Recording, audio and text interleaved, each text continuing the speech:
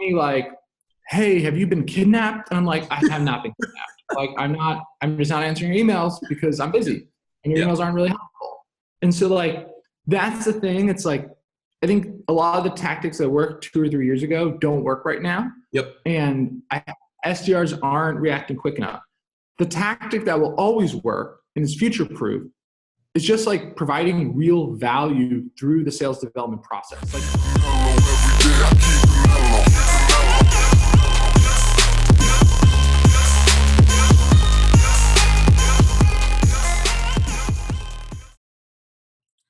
What's going on, everybody? It's Morgan J. Ingram here, host of the SDR Chronicles, where we provide motivational sales and tip tactics for your sales development journey, your sales journey, and also your entrepreneurial journey, as I believe that sales development is the mantra and vocal point for your career. And also, this is something we use every single day. So it's a daily practice of sales development.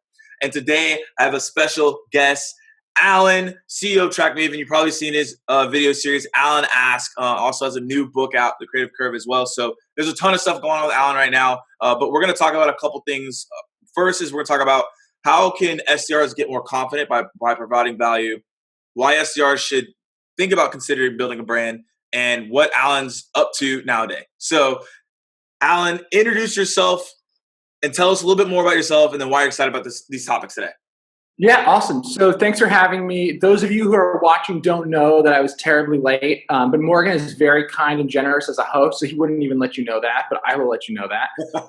And so I am.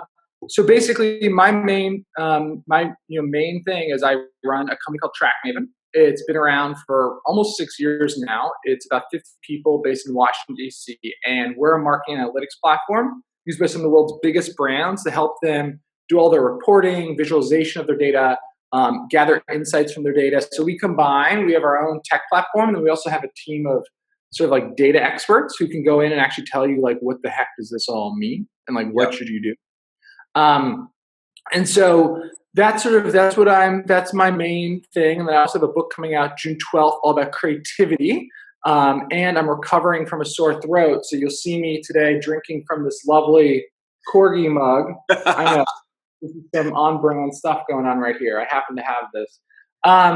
And so, yeah, that's me. How was that? Was that decent? I love it.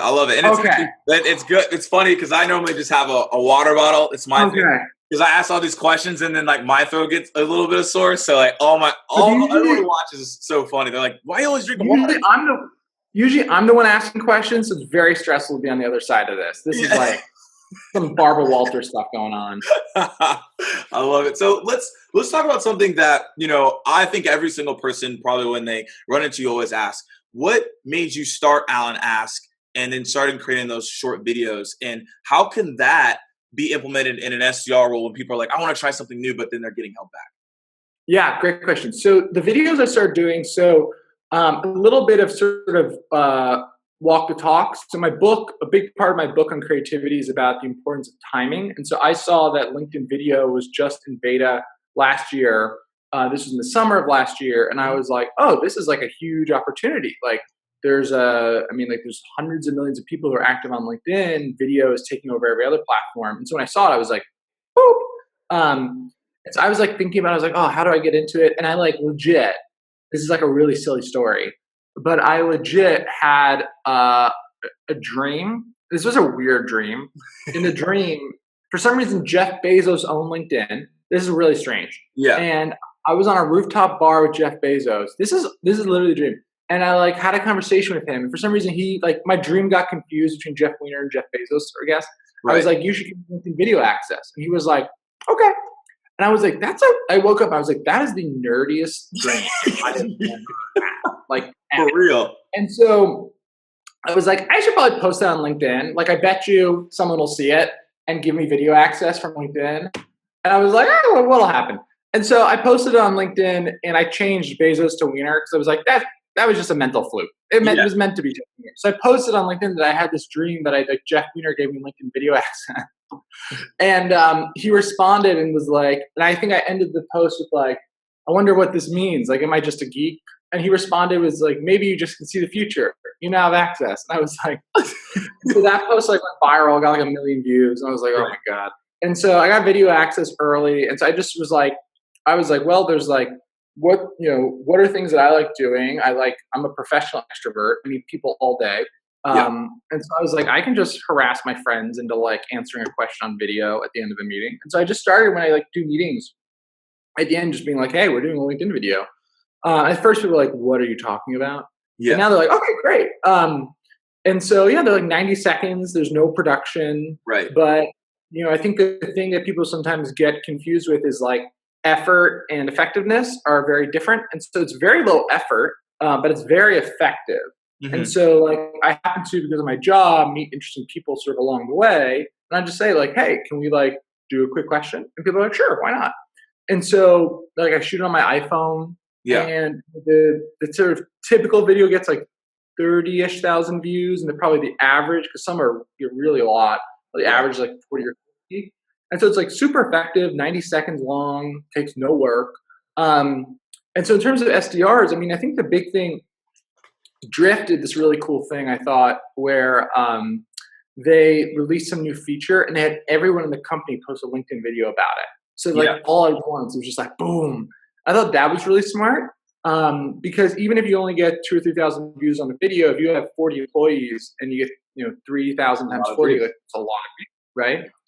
I think that's important. Then I think otherwise for SDRs, if you're connecting with your prospects, your LinkedIn feed is a good way to keep them warm in a really soft way, right? So you, for example, have a really great customer story, post it there. If a customer comes in the office, like ask them, hey, can I do a quick like video with you? And say, hey, like my favorite new TrackMaven customers right here, like ask them a question. It's a form of social proof. It shows people like, hey, there's other people here, like they're in the office, like, there's sort of a human component to it. And so I think that sort of like soft power and social credibility angle is like a really important thing, and something that SDRs, if they're doing LinkedIn right and they're connecting with the people they're reaching out to, and they're actually creating value in that relationship so people accept the connection, you can do all sorts of things to keep them warm in a more subtle way. Yeah, I think those are all great points. Great story about the rooftop bar. I think that's absolutely hilarious. But I think the big thing though is that you executed on top of that, right? So you did something there. That's a great story. I think that it's really impactful though that you actually executed on that, because a lot of people would have like gotten a vision or gotten something and not execute. So talk about what makes you consistently do the things that you do, and how can SDRs consistently put in the results and the actions that they need to. So I think for me, there's a what are my intrinsic motivators and being sort of self-aware about them. So I really get jazzed up when I'm helping people. So that's like developing people internally, developing customers, helping customers like get better, smarter, get promoted, helping people internally develop skills. Like I sort of feel the best in a sort of a professorial role, I guess. That's like where I feel like really jazzed up. And so for me, doing that is like pretty intuitive and easy. Like it's something I really like doing. And I've also, just being a CEO, I've done being in front of a camera, public speaking for like so many years now, that's just, there's no level of angst about it at all. So I think if you're an SDR, I think there's two things. One, know your strengths, right? If you're like, I'm not a video person, well, is it because you haven't done it a lot? Or is it because you really aren't a video person? If you really aren't a video person, like that's okay. Like maybe you're a great writer, maybe you're gonna write the world's best emails, like that's fine. But if it's just because you're scared, or it's just because like you're nervous, that's okay, but you have to get over that, because exposure is one of the most powerful things for our psychology. So the thing I'd say doing is like literally just like, even if you're not actually publishing them anywhere, just record a ton of videos. Like just in front of your iPhone, get comfortable doing it, get comfortable hearing your voice on camera. Like eventually your voice will stop sounding so weird on camera and on video when you hear it, because you're like, oh, like I do sound a little bit different on video, but it's not that shocking. And so I think just like forcing yourself to do it the first, let's say 50 times, that's what gets you to then feel comfortable with it. So I think I had the advantage of like, I've been doing it for so long, to me, it's just not scary. I actually think the fear of failure for most people is the biggest obstacle. Yeah, I think that's big. And I think with the fear of what other people are going to say, that's another one I think a lot of people fall into. And I think it's also understanding that consistent behaviors obviously will create consistent routines and habits. And you talk about making those videos so that you can get better as it goes on. So what are your intrinsic motivation and how can people find that for themselves? Yeah, so for me, like I said, it's teaching. It's like helping other people sort of figure themselves out. But I think in terms of figuring out your own intrinsic motivators, the key is like, when do you feel really, really good? Like, when are the moments in the day? And it's not a direct correlation, right? For me, it's like, okay, I feel really good when I'm like coaching someone, or when I'm like giving a talk, or when I'm working one-on-one with a customer. I feel really good. It's like understanding the connective tissue between those things. Like, what is the thing about all those situations that has me going like, oh, like this is a really good day for me. Like I got to do stuff I really care about. Like this was great, right? And so it's like being mindful about when are those moments of sort of those highs, and then finding out like what were those connections between them. Yeah, that's a really great point. And finding those connectivities is obviously doing more things, putting yourself out there on that daily basis, and then making sure that you're providing that value. So let's talk a little bit more about how can SDR reps get more confident in the value they're presenting. What are some ways that you're doing that in your organization? Yeah, so one of the things we started doing is moving the SDRs further down the value chain. So actually giving them access to the tool to actually like, we're an analytics and insights company. So actually giving them the ability to like give analytics and answers to the prospects they send. So instead of just emailing and being like, hey, here's a funny GIF, which like we still do that. Yeah. But like actually also being like, oh, by the way, here's like a report. And like, here's how you're performing. And here's some ideas we have on how you can improve. And we've actually had cases where like, no joke, that like little sample we sent to the SDR sent, like got forwarded to like the board of directors of this huge nonprofit. Awesome. And the board uses as a way to justify decisions. So now the marketing team is like, oh, like this TrackMaven people, like they're really helpful and smart and like all this stuff, which we are. But being able to show that earlier in the process, I think is very helpful. Like right now, I get a lot of SDR emails. I think we're at this point where like every SDR is trying to be like too cute. Like there's too many like, hey, have you been kidnapped? And I'm like, I have not been kidnapped. Like I'm just not answering your emails because I'm busy and your emails aren't really helpful. And so like, that's the thing. It's like, I think a lot of the tactics that worked 2 or 3 years ago don't work right now. And SDRs aren't reacting quick enough. The tactic that will always work and is future-proof is just like providing real value through the sales development process. Like, how can you show your prospect actual value? Is that sending them a report? Is it sending them benchmarks? Is it sending them data maybe that you have that's proprietary? Is that maybe doing something for free for them, right? That's the way that you're always going to be able to succeed as an SDR. If you rely on tactics, you're going to keep having to hop between tactic and tactic. You're going to have to hop faster and faster to be able to keep up. Yeah, that's a great point. And, I know that, my boss and CEO, John, gets a ton of SDR emails as well. And he's always like, I don't understand any of these. They don't provide me any value because he's busy as well. So what have been some emails that have stood out to you and were they just super creative? Was it something that it was just pure value? Like what's standing out to you right now from a sales development perspective? Yeah, the emails that stand out to me are ones that actually have here's a benchmark we put together for companies like you in your industry so you can compare yourself. I'm like, oh, this is cool. And I'll like read it, I'll forward it along. Like something that's actually like a tool for me to make decisions. That's very useful. Otherwise, like, nothing else really. I mean, right now I think we're at a low point. I mean, I feel like I've gotten a sense of like sort of the patterns in SDR emails. Right now, I think there's too much tricks, too much like, hey, look, I put a RE : in front of my subject line. So it looks like a reply, like you're not creative. Everyone's doing it. Mm-hmm. And so right now, I actually think there's a point where as an SDR, it's actually probably the most important time to be providing real value because so few people are doing it. So if you do it, you stand out. I'm like, damn, like this SDR is like, this is like really good. Like I will read this, I will forward this, I will reply to this. And so right now there's slim pickings. Yeah. And I think that's across the board, right? Because there's always going to be so much of stuff happening that where's the real value? I think it even goes back to even maybe LinkedIn videos, right? Everyone wants to do a LinkedIn video, but like, what real value are you providing? Because if it's just like, I'm making a video to make a video, it's the same thing as I'm sending an email to send an email. Totally. And that's the thing. I think everything at the end of the day comes back down to strategy and like the underlying sort of value, and like everything should grow from there. Right. And so like, you know, you think about this right now with like, you know, I'm working on obviously this book. And like, you know, the book, the thing is like, you can have the great you like can have great marketing, great distribution, but like the book still has to be good. Right. Yeah. And like, if the book's not good, none of that stuff matters. Yeah. Now, if the book's good and you don't have that stuff, it also fails. So I think one of the things that is really hard in today's culture and society, where things are so transparent, things move so quickly, like you have to be perfect.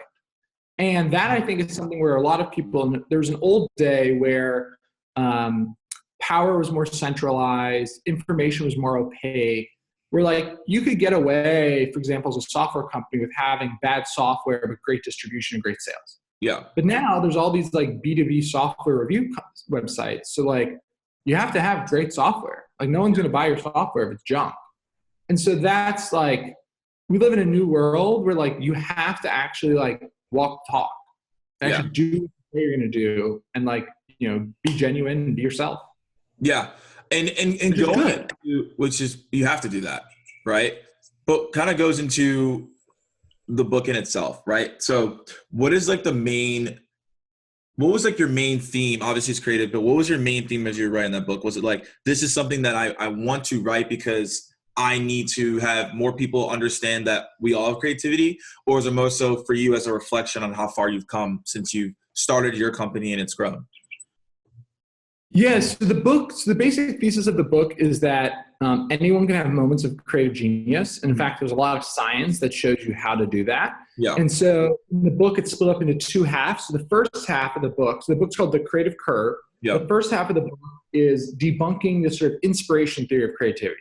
This is the idea that creativity is this like magical thing we have no control over, just happens to some people, which literally there's so much science that shows this is not the case. That is not how creativity works. The second half of the book is I interviewed about 25 living creative geniuses. So billionaires, Oscar winners, Michelin star chefs, like a lot of people. And I found 4 things they all did to intentionally enhance their creativity. And I explained those 4 things, the science of how they work and how you can apply them yourself. And so the book came out of, you know, I work with marketers every day. Yeah. And marketers are, you know, supposed to be creative. They're supposed to be the sort of, you know, the most artsy ones in the organization. Yep. When I talk to them, they'd be like, oh my God, like I'm not creative enough. You know, I wasn't born with those skills. Like I have to hire an agency. I was like, no, like don't say this. Like that's not how creativity works. Like creativity is not something that you're sort of like knighted with at birth. Like you can actually get better at it. And so I started giving this talk to marketers that was this like sort of rah-rah, like motivational debunking type talk. Yeah. And I went really well. There's something I was really passionate about and just like getting marketers riled up about. And so that spiraled into a book idea. And then as I was working on the book, I realized like, oh, this isn't just marketers. Like all creatives have this mistaken belief. And so the book became this broader sort of appeal to creatives of like, hey, you can be like creatively brilliant. Like there's actually a lot of like science and research that shows like how you can do that. Not actually impossible.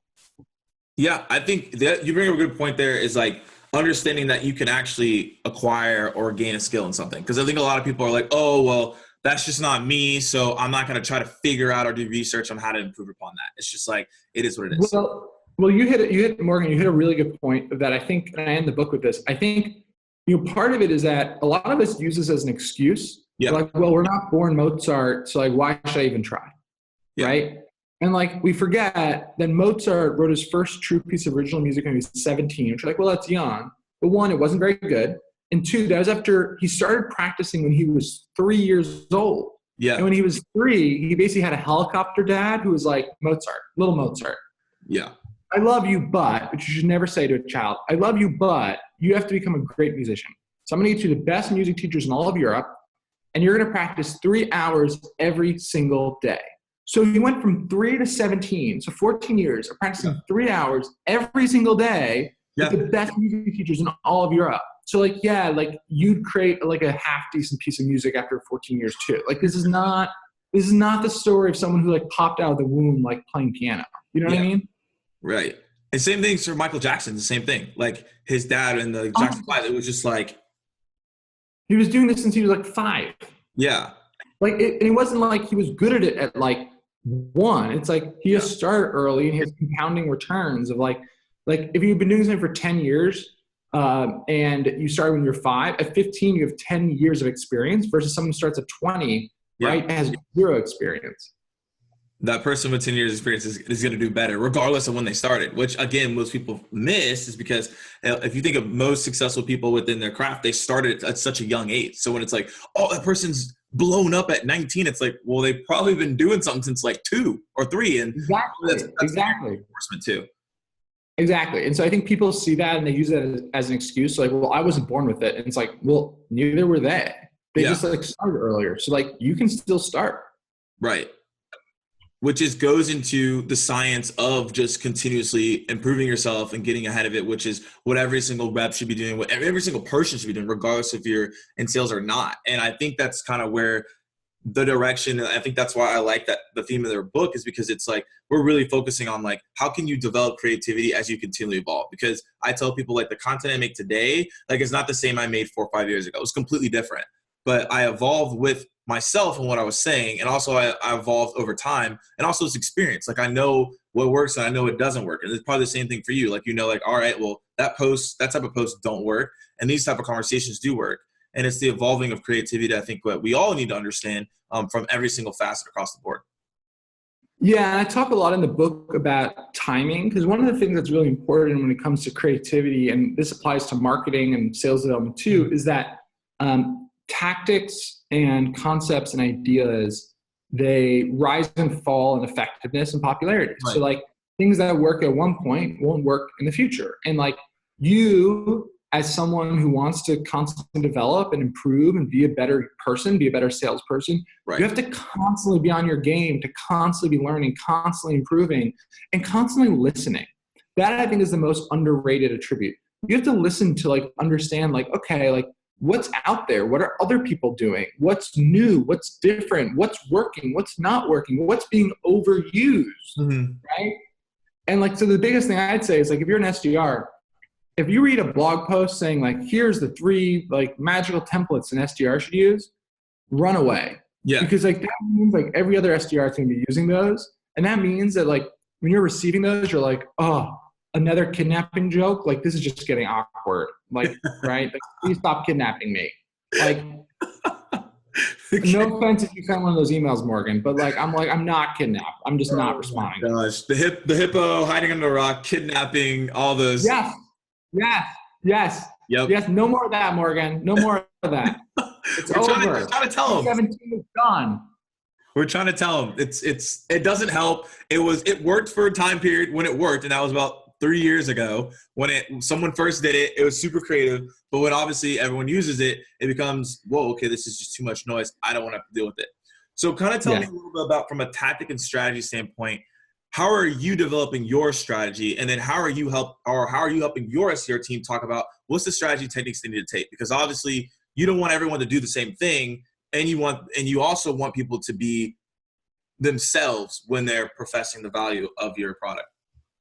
Yeah, so I think you hit it on the head, is that we really try and move the SDRs away from tactics and really focus on value. I think if you nail the value, a lot of the other stuff just sort of like rolls with it. So like, I tell my SDRs to be themselves, be personable. I mean, the biggest mistake that people earlier in their careers make is being too formal. Like in emails and interactions, like I've seen some people who are like really young, when they first start their careers, they're like, hello, sir. It is good to talk to you today. I'm like, honestly, no one talks like that. Like no one talks like that. No. Except if you're maybe selling to like, commodity insurance, right? But like no other industry talks like that. Yeah. And so like you need to like be yourself, realize that like you're selling to a human being, right? So I think if you nail the value part of the equation, which I actually think is the hardest, Right. I think the rest of it is flows from really being genuine and being yourself. Like I have SDRs who are extremely goofy, right? And that's their personality, that's them being authentic, and it works really well. Yeah. I have SDRs who are really helpful, but they're not goofy, they're kind of serious, but they're very helpful. And they take that sort of servant like leader approach in their interactions with people. Great, that works really well for them. So I think it's that combination of value and genuineness, which sounds esoteric, but it's not esoteric if you actually do it. Because what I'm saying is like, value is one of those things where like, you're like, oh, well, like I wrote a long email. That's not valuable, right? Actually deliver something that maybe in another world that person would pay for. That's a great way to think about value. And then when I say being genuine, I mean basically interacting with the people that you're selling to in the same way you interact with a family member or a friend. Like don't make crude jokes, but like be that genuine person, be authentic, like tell jokes, talk about shared interests, like, but don't do it in a way which is hokey or insincere or any of that stuff, because people can see through it. And even if it works sometimes, I promise you, on the other side of being genuine, it works much better. And it's more sustainable. You feel better about yourself. Right. And you have those value props for those reps to make sure that they're having value added conversations. Yeah. And for us, you know, as a data company, it's straightforward. It's data. Like we basically give free data. But you know, if you're a company that has a free trial, for example, it's, hey, can we do a free trial? If you're a company that has any sort of proprietary data sets, can you put together benchmarks? So like, let's say you're an IT technology company, can you put together some IT benchmarks that you can send people and give as that sort of value nugget?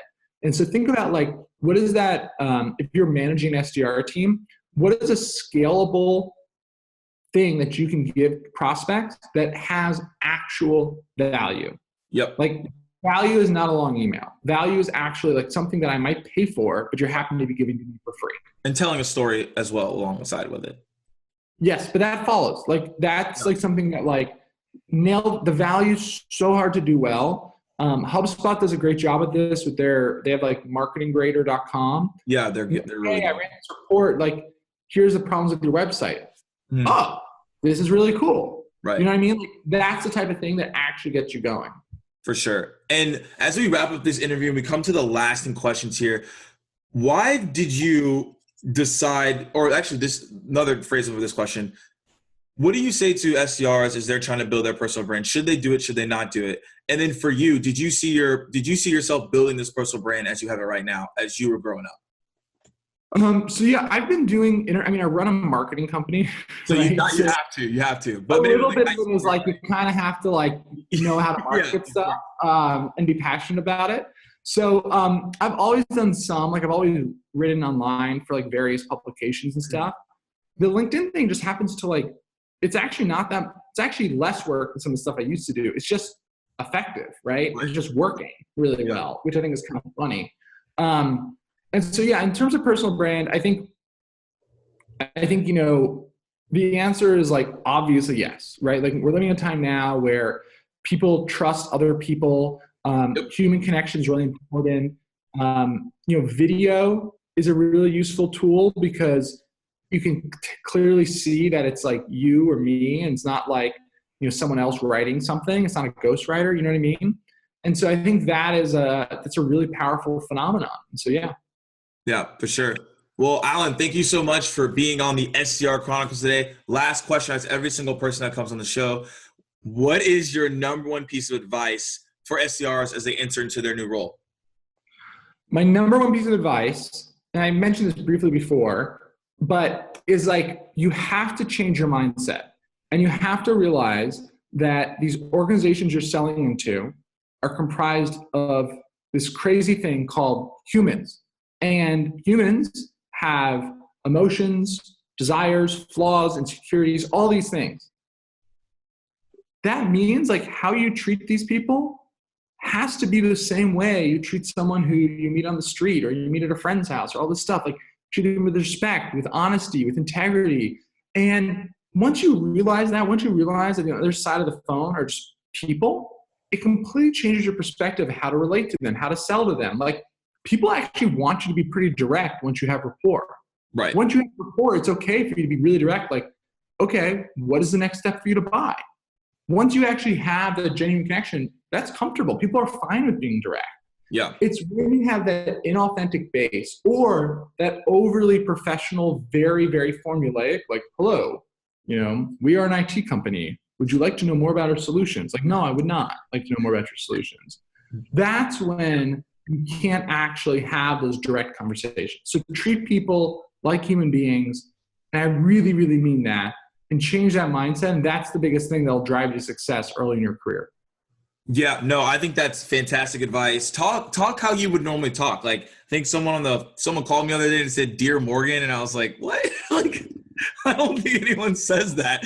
Like, why am I your dear? Yeah, what's going on? Like, what's happening here? So it's just understanding that, again, where Alan's saying is be human in your conversations, but also like be direct and provide value and have a real contextual conversation as you would want a real contextual conversation. So, Alan, once again, Perfect. Thank you so much for hopping on the SDR Chronicles. As I always say, guys, keep dialing. We'll see you guys soon. Bye.